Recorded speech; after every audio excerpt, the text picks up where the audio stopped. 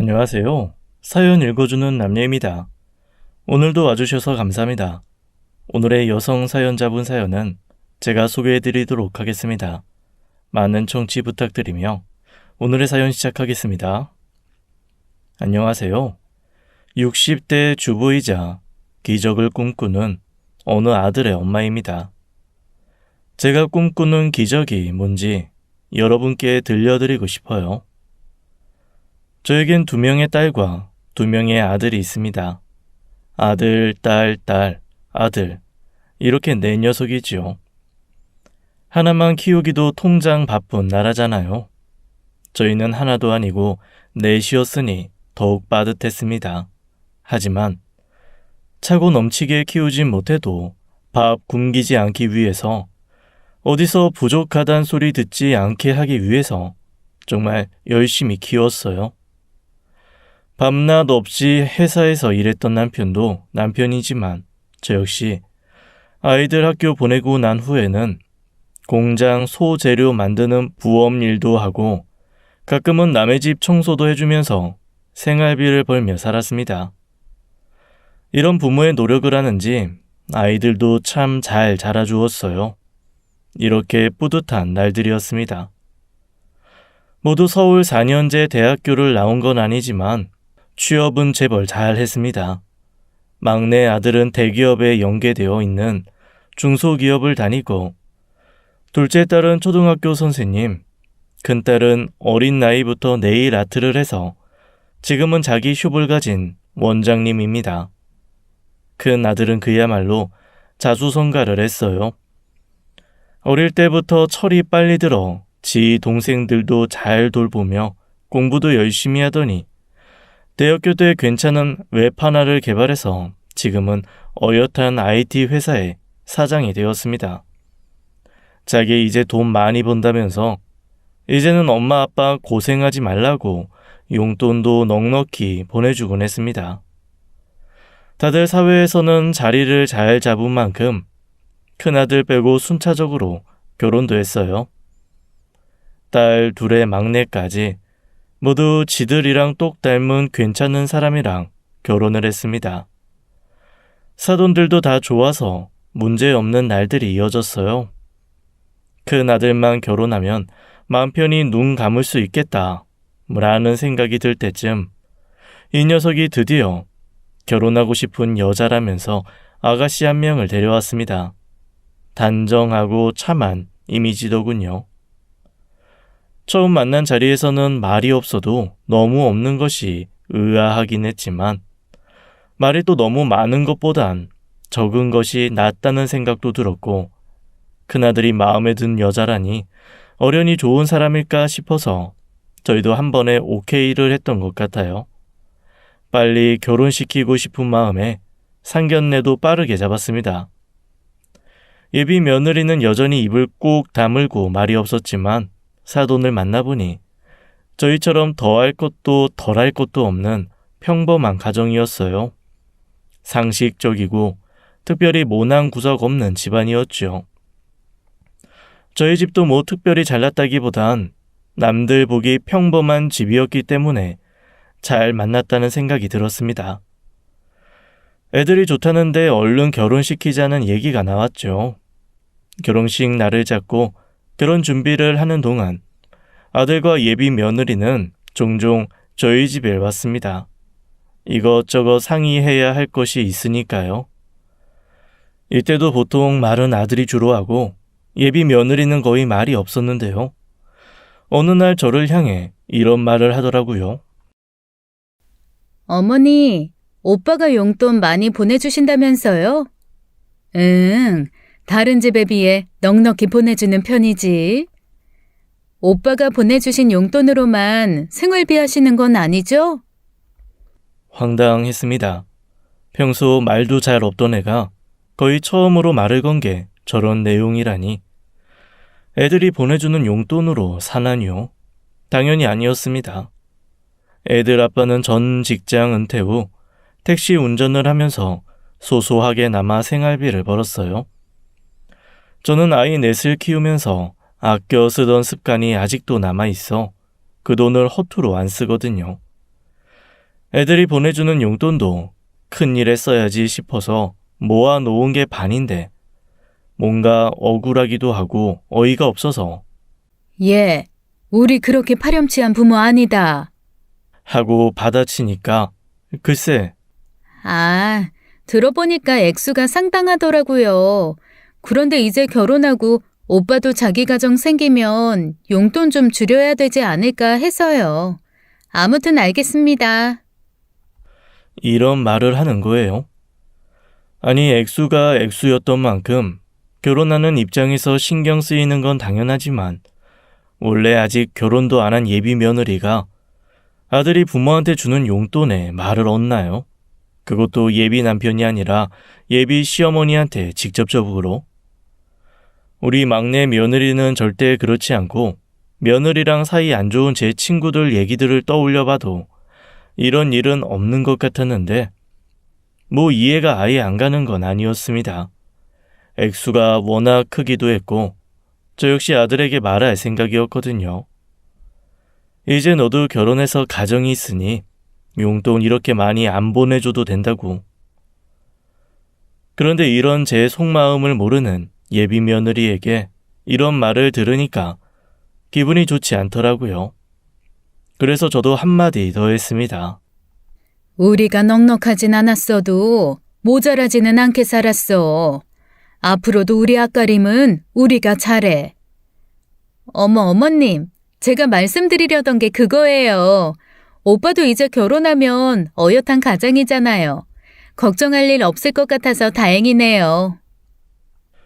들으면 들을수록 우리 부부를 자수성가한 아들에게 빨대 꽂고 살던 부모로 알고 있는 것 같더라고요.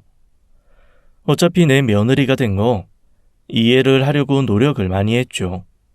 어떤 얘기를 어떻게 듣고 그 얘기를 어떻게 오해했는지 모르겠지만 만약 오해를 했다면 그럴 수도 있겠다. 얘가 야무진 편인가 보구나. 이게 바로 친구들이 말하던 요즘 며느리인가 보다. 오히려 착해서 여기저기 퍼주는 내 아들 단돌이 잘할 수도 있겠다. 그렇게 해서 기분 나쁜 마음을 주술렀습니다. 시간이 흘러 결혼식 날이 되었고 모두의 박수를 받으면서 신랑 입장을 하는 아들을 보니 왠지 눈시울이 붉어졌습니다. 처음 내 아이를 낳았을 때부터 학교에 보냈던 일, 대학 졸업시킨 일 등등 이것저것 애들을 키웠던 세월이 영화 필름처럼 스쳐가더군요. 이제는 드디어 4명의 아이를 모두 결혼시켰으니 할 일을 다 한 것 같은 느낌도 들었습니다. 그러면서 앞으로는 우리 부부 조용하게 할 일 하면서 살면 되겠다는 그런 다짐도 좀 들었고요. 그렇게 큰아들 부부는 신혼여행을 떠났습니다. 그런데 하루 이틀이 지났는데도 애들한테 연락이 없는 겁니다. 두 딸들도 그랬고 막내 아들도 여행지에 도착하면 잘 도착했다. 는 연락 하나씩은 와 있었거든요. 걱정이 되어서 제가 먼저 연락을 보냈죠. 아들, 잘 도착했니? 즐겁게 놀다 와라. 곧 답장이 왔습니다. 그런데 아들이 아니라 며느리한테서요. 어머님, 저희 잘 도착했어요. 그런데 신혼여행 와서도 어머님께 연락드리는 건 좀 아닌 것 같아요. 신혼여행 중에 연락하시는 일 없었으면 해요. 또 황당했죠. 기분이 확 나빠져서 저도 대화를 이어갔습니다. 잘 도착했다는 연락 정도는 해야 되는 거 아니니? 예의랑 참견을 구분 못하는 것 같구나. 아무튼 더 이상 연락 안 하겠습니다. 신혼여행 끝나고 봬요. 이게 진짜 요즘 애들 특성인가? 내가 꼰대인 건가? 아니면 우리 며느리가 이상한 건가? 주변 사람들에게 물어보고 답을 구하고 싶었지만 혹시나 그게 오히려 우리 아들 욕 먹이는 걸까봐 말도 못하고 속으로 사귀고 말았죠. 아무튼 확실한 건 며느리와 제 사이의 첫 단추가 처음부터 단단히 잘못 끼워졌다는 거였습니다. 마음이 불편하더라고요. 그래서 좀 생각을 많이 했습니다. 그래도 우리 집 첫째 며느리인데 이건 좀 아니지 않나. 친구들 말 들어봐도 요즘 며느리들은 기가 세고 자기가 할 말은 꼭 다 해야 한다던데 순둥한 막내 며느리랑 비교하지 말고 내가 좀 져줘야겠다. 사위나 며느리들과도 모두 화목해서 부러움을 사던 우리 집이 아니었나. 큰 아들을 위해서라도 첫째 며느리와 잘 지내보자. 그래서 제 나름대로의 손을 내밀었죠. 저희 집이 원래 가족 모임이 좀 작거든요. 애들 결혼하면서 며느리나 사위들 불편하면 안 하려고 했는데 사위들은 저들이 먼저 전화와서 이번엔 뭐 드시고 싶냐고 묻기도 하고 막내 며느리는 간장게장이 먹고 싶다면서 할게 보내드리면 어머님이 좀 담가주실 수 있냐고 어머님 간장게장이 최고라고 살가운 연락을 하기도 했습니다. 그래서 마음 불편함 없이 가족 모임을 하고 있었죠. 그래서 큰 아들이 결혼하고 첫 가족 모임을 앞두었을 때 큰 며느리에게 전화를 했습니다. 어쩐 일이세요? 3일 후에 가족 모임 있잖니. 혹시 먹고 싶은 거 있나 해서 전화했어. 먹고 싶은 거 있니? 이번엔 네가 주인공이다. 아, 어머니, 저 주인공 안 하고 싶고요. 솔직히 그 가족 모임에 제가 왜 가야 하는지도 모르겠어요. 이번엔 처음이니까 가지만 다음부터는 참여 안 하려고 해요. 더 할 말 없으시면 끊을게요. 그리고 제가 뭐라 대답하기도 전에 또 소리만이 이어졌죠. 그때 조금 깨달았습니다. 며느리와 잘 지낼 수 있는 방법은 막내 며느리처럼 살갑게 서로의 안부를 묻고 가족처럼 지내는 게 아니라 너는 너, 나는 나, 모르는 사람처럼 사는 거라는 걸요. 정이 최고라고 생각하면서 살았던 저에겐 다소 이해하기 어려운 부분이었지만 며느리가 나랑 다른 사람이라는 걸 이해하는 것도 어른이자 엄마로서의 역할이라고 생각했습니다. 그리고 첫 가족 모임이 되었죠. 메뉴는 결국 큰 아들이 먹고 싶다던 갈비찜이 되었고 모두가 맛있게 먹으면서 화기애애하게 이런저런 얘기들을 나누었습니다. 큰 며느리만 빼고요. 큰 며느리는 그야말로 똥 씹은 표정을 애써 감추면서 모두의 얘기를 의식적으로 듣지 않고 가만히 있는 게 느껴졌습니다. 그 모습을 보고 있자니 제 마음이 불편해지더군요. 아유, 음식을 많이 해서 그런지 좀 피곤하네. 우리 오늘은 일찍 헤어질까? 그러자 큰 사위가 말했습니다. 아유, 어머니, 서운한 소리 하신다. 근데 많이 피곤하세요? 그러니까 다음부터 음식은 뭐 어디 음식점 가서 드시죠. 제가 또 맛집 잘합니다. 아유, 우리 큰 사위가 최고네. 그럼 다음엔 우리 이서방이 좋아하는 맛집으로. 아유, 맡겨만 주세요. 형님도 결혼하셔서 아주머님도 오셨는데 제가 확실히 안내하겠습니다. 좋으시죠, 아주머님? 그러자 큰 며느리가 정색을 하면서 대답했습니다. 아, 저는 다음 모임부터는 안 오려고요. 다들 모여서 맛있는 거 드세요. 웬만하면 물어본 사람의 안면을 생각해서라도 대충 예의상 대답을 할 텐데 우리 큰 며느리는 솔직해도 너무 솔직했죠. 큰 며느리의 대답에 분위기는 그야말로 시베리아처럼 싸해졌습니다. 큰 사이가 애써 웃으면서 상황을 마무리했죠. 아유, 바쁘시면 그럴 수 있죠. 그럼 저희가 아주머님 목까지 맛있게 먹겠습니다. 그렇게 싸해진 분위기를 애써 수습하면서 애들이 다 집을 떠나고 저는 혼자 또 생각에 잠겼습니다.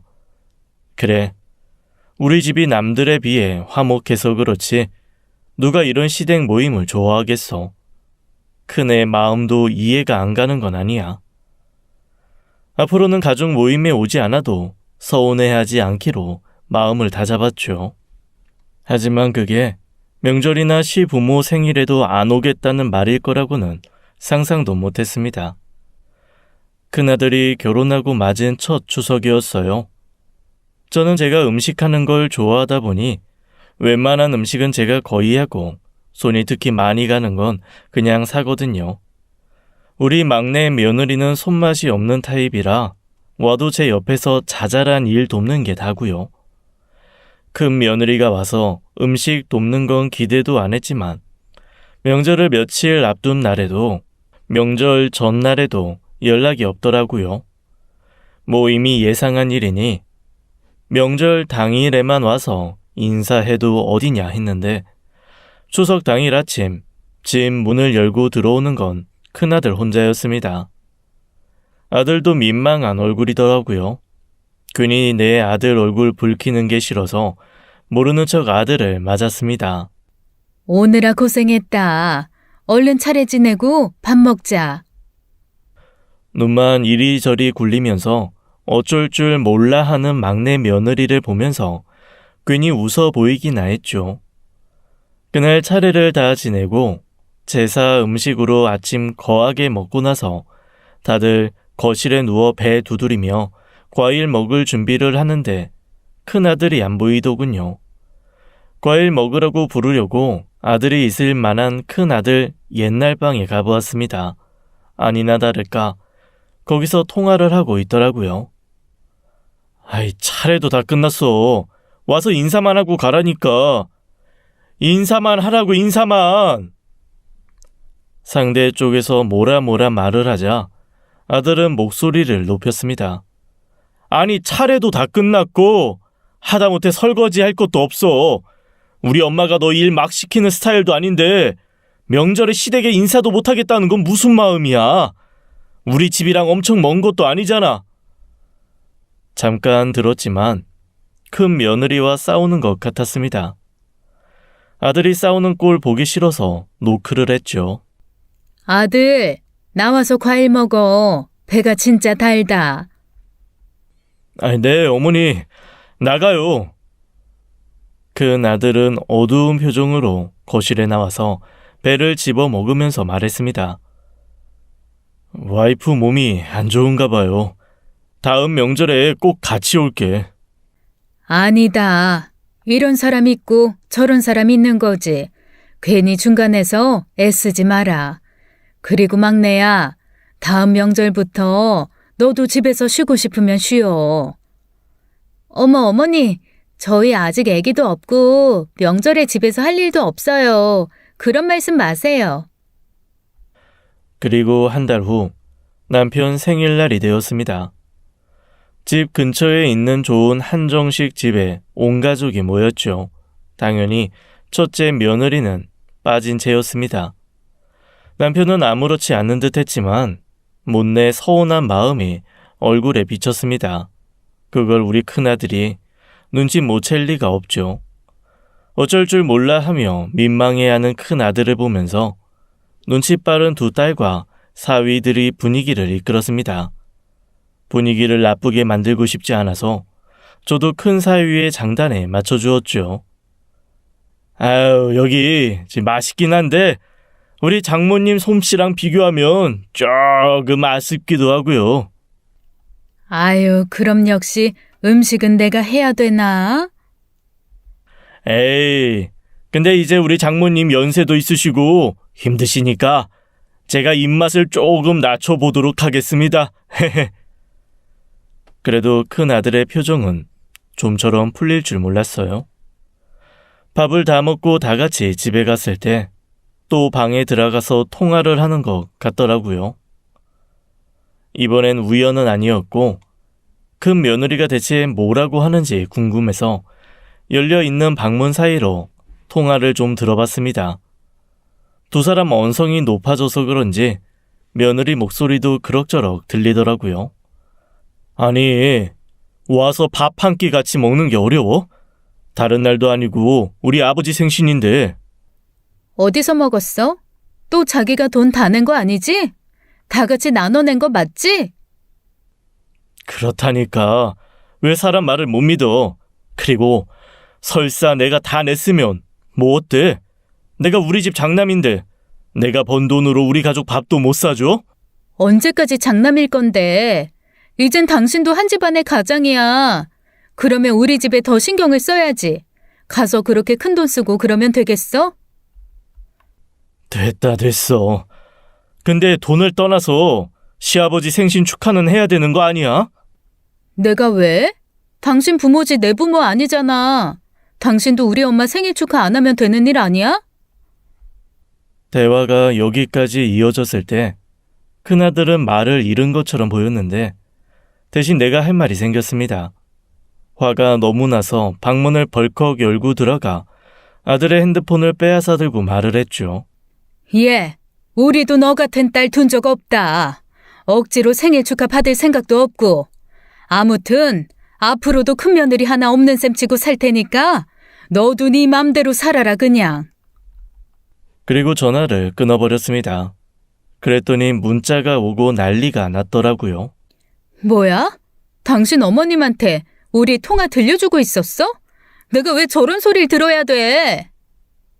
한숨을 깊게 내쉬는 아들을 보니 엄마로서 또 미안해지더라고요. 엄마가 좀 참을 걸 괜히 우리 아들 곤란하게 했나? 미안해. 근데 아들 진짜로 엄마 아빠 눈치 보면서 와이프랑 싸울 필요 없어. 괜히 싸우고 그러지 마. 큰 아들은 죄송하다는 말만 연식 반복할 뿐이었죠. 잘못 끼웠다고 생각한 첫 단추는 이제 돌이킬 수 없이 깨져버렸다는 생각이 들었습니다. 그때부터는 저도 큰 며느리는 없는 사람인 셈 살기로 했죠. 그런데 일이 또 터졌습니다. 우리 아들은 원래 길어도 3일에 한 번은 저나 남편한테 안부 전화 혹은 연락을 하는 편이었거든요. 별일 없어도 잘 지낸다, 잘 계시냐, 아픈 데는 없으시냐, 소소하게 연락을 하는 편이었단 말이죠. 그런데 2주가 다 되도록 연락이 없는 거예요. 처음엔 바쁜 일이 생겼겠거니 괜히 방해하기 싫어서 저도 연락 안 하고 있었는데 이게 열흘쯤 지나 보름이 다 되어가니 걱정이 되는 거예요. 그래서 퇴근 시간쯤 전화를 걸었는데 전화를 안 받는 거예요. 무슨 일이 있나 싶어 걱정이 너무 되어서 고민을 하기 시작했습니다. 며느리한테 전화를 할까 말까 하고요.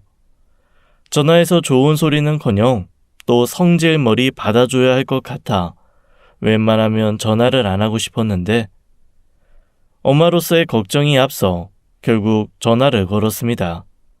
아니나 다를까 볼멘 소리가 먼저더군요. 웬일이세요? 큰애 혹시 무슨 일 있니? 지금 어디 있는지 알아? 지금 알아서 퇴근 잘하고 있겠죠. 제가 어머님 아들 스케줄 읊어주는 사람도 아니고 그걸 저한테 왜 물어보세요? 아니, 적어도 3일에 한 번 안부 연락하던 애가 소식이 없어서 2주가 다 되어가니 걱정이구나. 어머니는 무소식이 희소식이라는 말도 모르세요? 그리고 연락은 제가 줄이라고 했어요. 장성에서 출가한 아들이랑 무슨 연락을 그렇게 하세요? 용돈도 아직 꼬박꼬박 보내드리는 것 같던데. 아니, 부모 자식 간의 연락이 용돈 때문이니?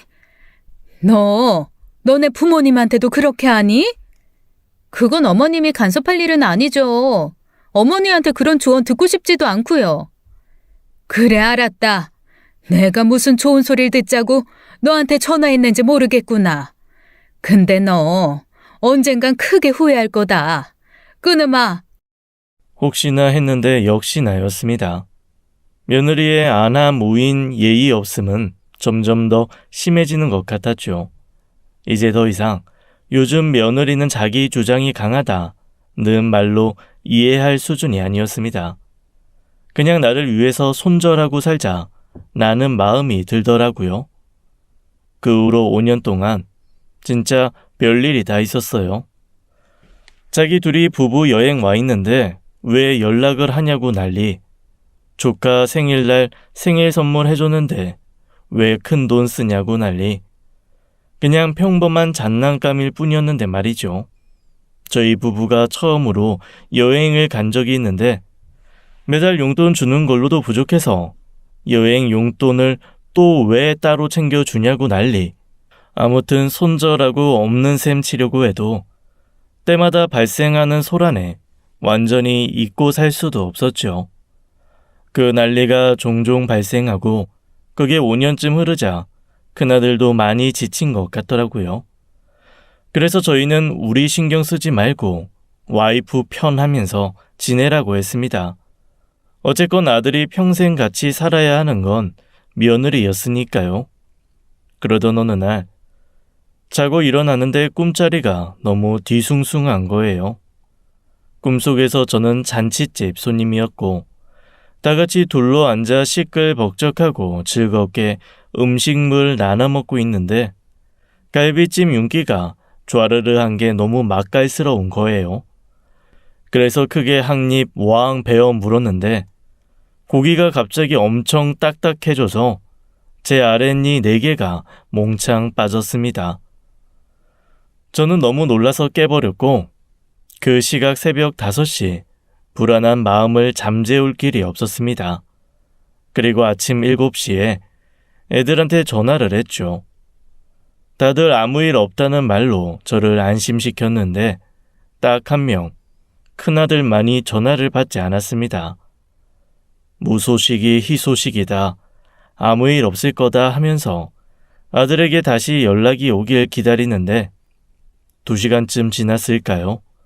큰아들에게 전화가 왔습니다. 여보세요? 아들, 무슨 일 없지? 여보세요? 김동현님 보호자 되시나요? 네, 맞는데 무슨 일이세요? 여기 땡땡병원입니다. 새벽에 아드님이 교통사고를 당하셨어요. 마지막 전화 남아있는 번호로 전화 드립니다. 응급수술 들어가야 해서요. 지금 바로 병원으로 와주셔야 할 것 같습니다. 하늘이 노래지는 기분이었습니다. 지금 내가 제대로 들은 게 맞나? 혹시 잘못 들은 건 아닌가? 우리 아들이 아닌 건 아닌가? 별 생각이 다 들었지만 얼른 정신을 차리고 애들 아빠와 함께 병원으로 달려가면서 다른 애들과 큰 며느리에게도 소식을 전했습니다. 병원에 도착하자마자 들은 얘기는 참담했어요. 본론부터 말하면 상황이 많이 안 좋습니다. 갈비뼈가 부러지면서 폐 쪽을 건드린 것 같고 차가 전복되면서 뇌 쪽도 크게 다친 것 같습니다. 일단 큰 수술이 될 거라 동의서 작성을 부탁드릴게요. 그렇게 받아든 동의서에는 무시무시한 말들이 써 있었습니다.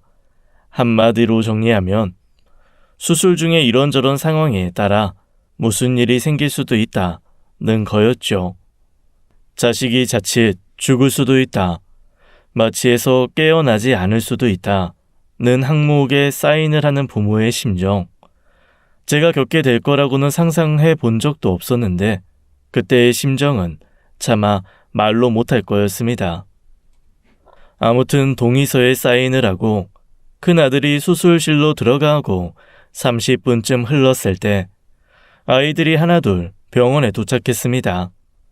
허망하게 앉아있는 저를 다독이면서 아무 일도 없을 거다, 수술은 잘 될 거다는 말을 반복했죠. 모두가 스스로에게 거는 암시였습니다. 그리고 시간이 조금 더 흐른 후 맨발이나 다름없는 모습으로 큰 며느리가 병원에 도착했습니다. 어머님, 어떻게 된 거예요? 오빠 괜찮은 건가요? 저는 말없이 큰 며느리의 손을 꽉 잡았고 큰 며느리는 덜덜 떨리는 손을 저에게 맡긴 채 눈물만 뚝뚝 흘릴 뿐이었습니다. 굉장히 오랜만에 며느리 얼굴을 본 거였는데 그렇게 밉던 며느리 얼굴이 미워 보이지가 않았습니다. 그 순간에는 그저 똑같은 마음으로 아들의, 남편의 무탈을 바라는 한 엄마, 아내일 뿐이었죠. 시간이 어떻게 흘렀는지도 모를 8시간의 수술이 끝난 후 의사 선생님이 나왔을 때 저는 얼마나 간절히 기도를 했는지 몰라요. 제발 수술 잘 됐다고 해주세요. 이제 회복만 잘하면 된다고 해주세요.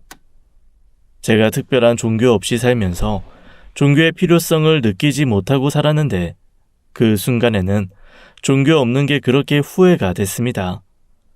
누구한테 기도라도 할 수 있었으면 좋았을 텐데 말이죠. 그런 탓이었을까요? 의사 선생님의 말은 절망 그 자체였습니다. 일단 수술은 잘 되었습니다. 갈비뼈가 건든 폐도 수습이 되었고 뇌 쪽에 큰 문제 없이 마무리되었는데 문제는 환자 의식이 돌아오지 않고 있다는 겁니다. 그게 무슨 말씀이신가요, 선생님? 수술이 잘 된 게 아닌 건가요? 문제가 되었던 부분들은 모두 어려움 없이 수술이 끝났어요. 하지만 이렇게 환자 의식이 돌아오지 않는 경우가 있습니다. 조금 더 지켜봐야 알겠지만 마음 단단히 드시는 게 좋을 것 같습니다. 한마디로 우리 큰 아들은 흔히 얘기하는 식물 인간이 된 거예요. 그때 제가 느꼈던 절망과 아픔 상상하는 분들이 계실까요? 저랑 비슷한 일을 겪은 분들이 계실까요? 이 마음은 평생에 느껴보질 못한 절망이었습니다. 아주 잠깐 중환자실에 누워있는 큰 아들을 볼 기회가 있었는데 산소 호흡기와 여러 개의 전깃줄에 의존한 채 눈을 꼭 감고 누워있는 아들의 모습, 정말 마음이 아팠습니다. 마음이 아프다는 말로는 모자란 일이었지요. 우리는 아들을 기다리기로 했습니다. 모두의 만장일치였죠. 특히 큰 며느리의 의견이 아주 강했습니다. 제가 하나부터 10까지 책임질게요. 제 남편 이렇게 못 보내요. 소리도 못 내고 눈물만 뚝뚝 흘리다가 결국 오열하는 며느리를 보고 있자니 마음이 너무 안 좋았습니다. 내 슬픔도 내 슬픔이었는데 저 애의 마음은 어떨까 하는 마음이 들더군요. 큰아들이 누워있는 중환자실은 면회가 하루에 20분 한 명만 가능했기 때문에 면회는 저와 며느리가 하루씩 번갈아 가며 들어가기로 했습니다. 가끔 남편이나 다른 애들이 들어가긴 했지만요. 병원에 있어도 할 수 있는 게 특별히 없었기 때문에 며칠은 병원 보호자 대기실에서 자리를 지키다가도 병원 측의 권유로 일정일 이후부터 저는 면회 시간에 맞춰서 병원에 가곤 했는데 큰 며느리는 아니었습니다. 병원 보호자 대기실에 세면 도구며 간단한 옷도 다 갖다 놓고 자리를 지켰죠. 그렇게 도도하던 며느리의 모습은 온데간데 없이 사라진 것 같았습니다. 엄마도 못하는 일을 하다니 그때부터 며느리가 다르게 보이기 시작했죠. 비록 우리한텐 못되게 굴었어도 내 아들만큼은 정말 사랑했구나, 사랑하는구나. 그래, 사실 그게 제일 중요한 건데 괜히 며느리를 안 좋게 봤던 시간이 미안해지는 것 같았습니다. 그렇게 반년이 흘렀을까요? 수술 부위나 다른 부분들은 회복이 되었다면서 큰 아들을 일반 병실로 옮겨야 한다는 말이 나왔습니다. 우리 애는 의식 없이 누워있는데 다른 수술 부위들은 안정이 되어가고 있다니 그거 참 신기한 일이었어요. 의식이 없는 환자를 일반 병실로 옮겨도 되나 하는 의구심도 들었지만 언제까지 중환자실에 있을 수 없는 것도 맞았습니다. 다른 환자들도 대부분 일반 병실에서 때를 기다리는 것 같았어요. 그래서 저희는 2인실로 아들을 옮겼죠. 의식 없는 환자를 중환자실에서 일반 병실로 옮기는 일은 그냥 이동만 하면 되는 일이 아니었습니다. 중환자실에 있을 땐 많은 의료진 분들이 큰 아들을 봐주었지만 일반 병실로 옮긴 후에는 환자를 보호자가 직접 돌봐야 한다는 걸 의미했습니다. 딸들이나 막내 아들은 간병인을 쓰는 게 좋을 것 같단 의견이었지만 큰 며느리와의 생각은 달랐습니다. 제 손으로 챙기고 싶어요. 무슨 일이 있어도 제가 할 거예요. 막내 아들도 지지 않고 말했습니다. 형수님, 아픈 사람 간병 해보셨어요? 저 이 사람 맹장 터졌을 때 딱 일주일 간병했는데도 지치더라고요. 근데 형은 지금 의식도 없어요. 보통 일이 아니에요. 길게 봐야 하잖아요. 지치실 거예요. 하지만 큰 며느리의 뜻은 완고했죠. 안 지칠 겁니다. 진심과 정성이 있어야 이 사람도 얼른 돌아오죠. 다른 사람 손에 못 맡겨요. 저는 그 말에 큰 감동을 받았습니다. 또 한 번 큰 며느리가 달라 보였어요. 나도 최대한 손을 도우마. 같이 잘 버텨보자. 큰 며느리는 또 한 번 제 손을 꽉 잡고 눈물을 흘렸습니다. 하지만 그때까지만 해도 솔직히 저와 애들은 한 달을 봤습니다. 정말 의식도 없는 사람의 간병을 한다는 건 쉬운 일이 아니었으니까요. 식물, 인간, 간호라는 건 그냥 옆에서 지켜보기만 하면 되는 일이 아닙니다.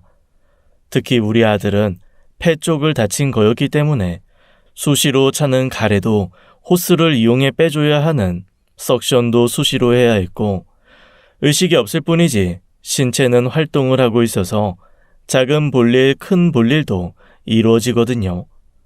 수시로 기저귀를 갈아주는 일도 해야 했습니다. 매 시간 혈압과 체온을 재는 건 당연한 거였고요. 그런데 한 달이 지나고 두 달이 지나도록 큰 며느리는 그것을 묵묵히 해냈습니다. 그 애가 쉬는 건 제가 잠시 교대를 해줬을 때 뿐이었어요.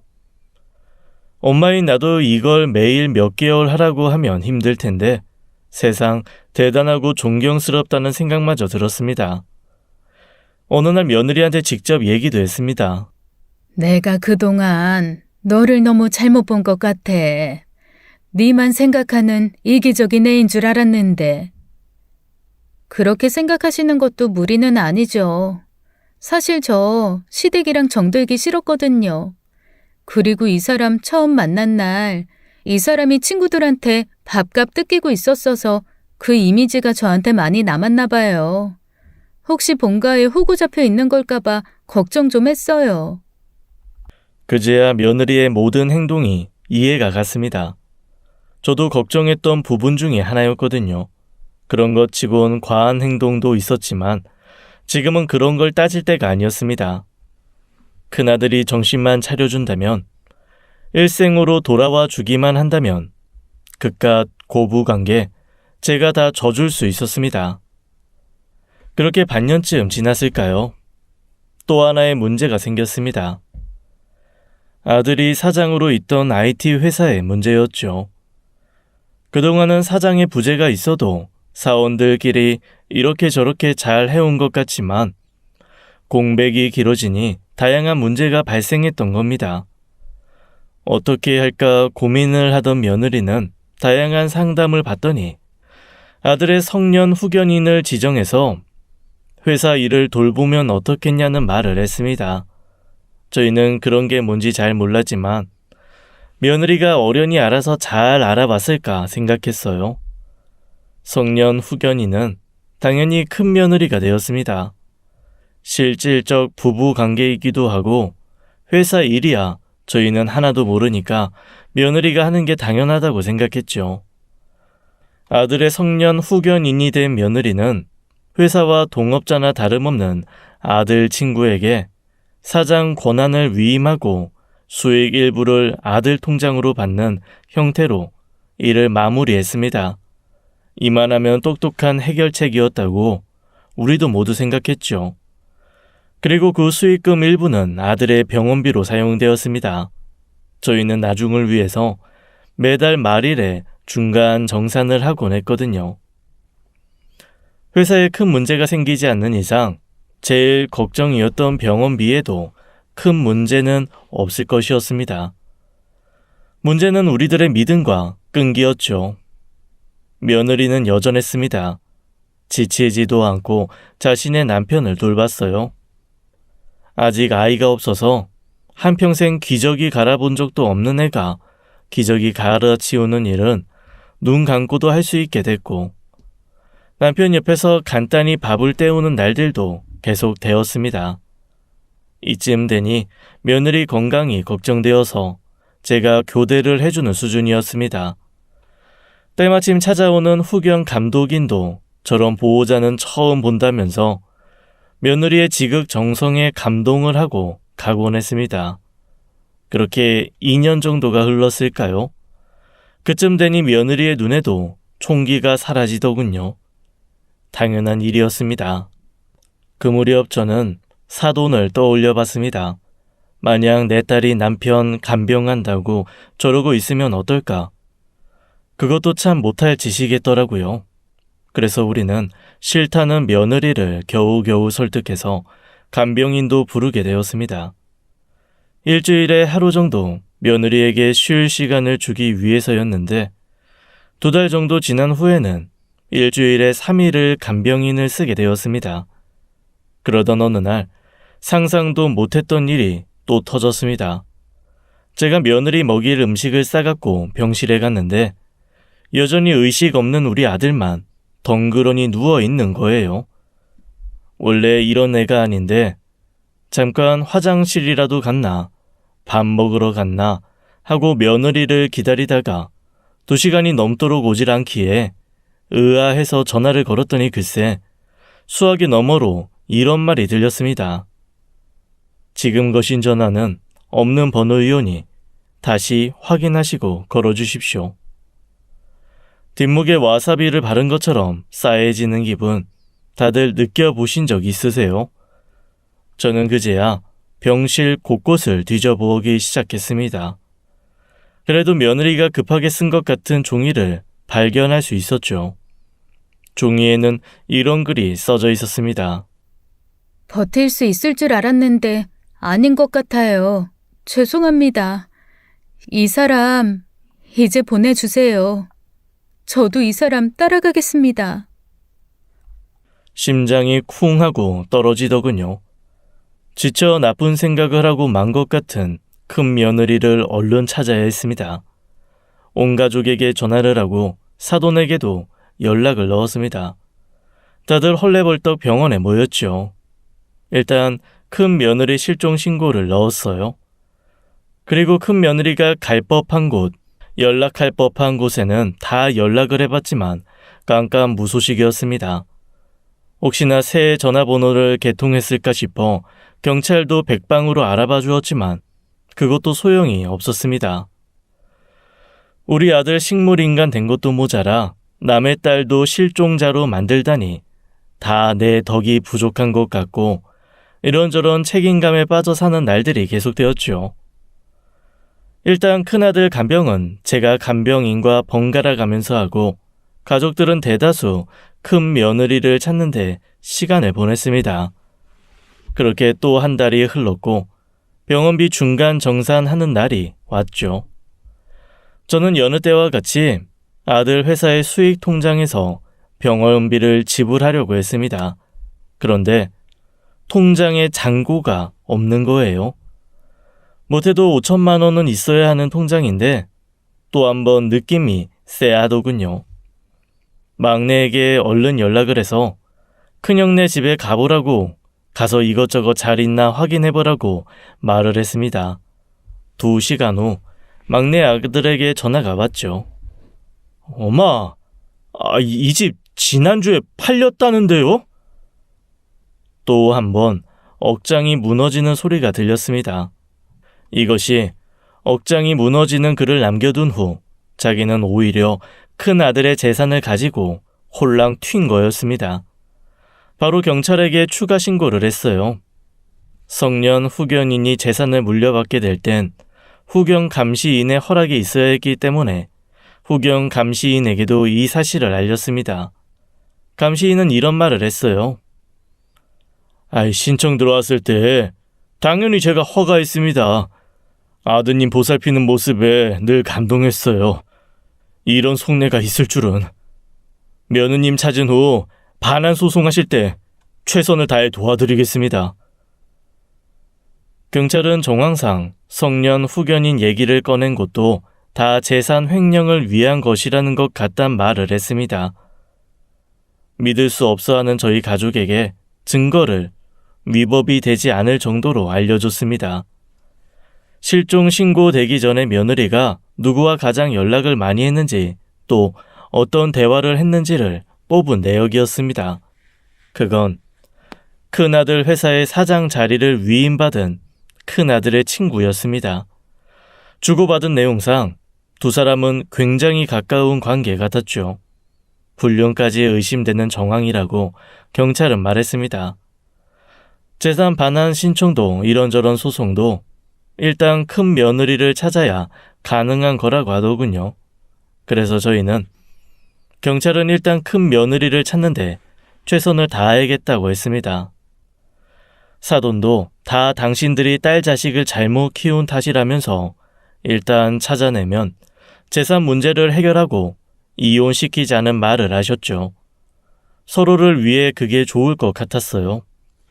별개로 저희에겐 큰아들의 병원비도 문제였어요.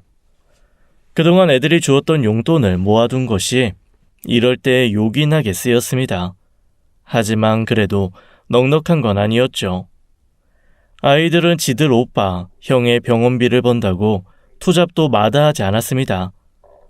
착한 막내 며느리도 이해해 주어 막내 아들은 퇴근 후에도 대리 운전을 했어요. 그렇게 또 4개월 정도가 흘렀을까요? 새벽 2시 막내 아들로부터 전화가 왔습니다. 새벽 2시에 전화라니 보통 전화는 아닐 거였어요. 엄마, 나 여기 지금 강남인데 나 형수 본 것 같아. 뭐? 그게 무슨 소리야? 자세히 말해봐. 아니, 나 여기 대리운전 고객 데리러 왔는데 형수랑 똑같이 생긴 사람이 술집에 들어가고 있더라고. 그래서 형수인 줄 알고 잡으려고 갔는데 배가 불러 있어서 하는 사이에 안으로 들어가 버렸어. 저는 지체 않고 경찰에 이 사실을 알렸습니다. 마침 당직 중이던 저희 담당 형사님이 막내 아들과 통화를 하고 현장으로 출동을 하셨죠. 그렇게 큰 아들의 친구이자 큰 며느리의 내연남을 데리러 갔던 큰 며느리는 막내 아들과 경찰 손에 잡히고 말았습니다. 5달 만에 만난 큰 며느리는 제가 기억했던 마지막 모습과 사뭇 달랐습니다. 얼굴엔 화장이 곱게 되어 있었고 반대로 깡 말랐던 몸은 어느 정도 살집이 올랐으며 무엇보다 배가 만삭이었죠. 우리 아들은 거의 3년 동안 의식 없이 누워 있었는데 그 애가 누구의 애인지 궁금해할 필요도 없었습니다. 네가 그러고도 사람이니? 사람이야? 어떻게 의식 없는 남편을 두고 남편 친구랑 바람이 날 수가 있어? 큰 며느리는 대꾸도 없이 그냥 피식피식 웃기만 하더라고요. 무슨 말이라도 해봐라. 응? 변명이라도 좀 해봐. 아니, 억울하잖아요.